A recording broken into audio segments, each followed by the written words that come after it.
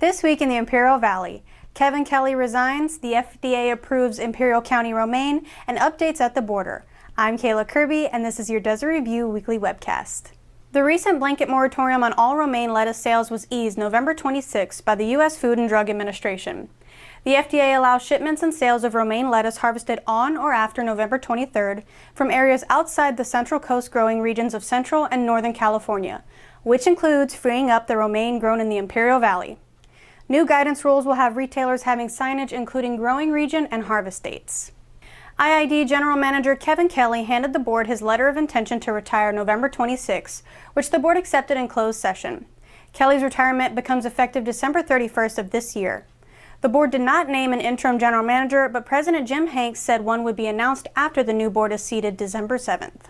Kelley said, "While the conventional thinking is that being general manager is hard, I want all of you to know that the hardest part about doing this job will be saying goodbye to it and to the people at IID." On November 19th, 3 of IID energy construction crews and 1 IID emergency response team headed to Paradise to help the Northern California area restore electricity from the most devastating wildfires in the state's history. IID's crews will be there 14 to 18 days to do whatever is needed, said Tom Dickerson, Energy Construction and Maintenance Superintendent for the district's La Quinta Division. Dickerson said, "It may be a lot of overhead work, but basically we'll be setting poles and do distribution work when necessary." As the migrant caravan continues to move north through Mexicali and onto Tijuana, Calexico Port Director David Salazar told the Board of Supervisors that the U.S. Border Patrol has reinforced the border and prepared for all possibilities. At the time, approximately 3,000 caravan immigrants were in Mexicali. However, some current estimates double the count. The Imperial County Public Health Department is working closely with counterparts in Mexicali to monitor diseases not common in our county. Also along the border, the U.S. Border Patrol agents rescued a drowning man at the All-American Canal last Thursday morning. Agents saw the man was too exhausted to swim to the banks of the canal.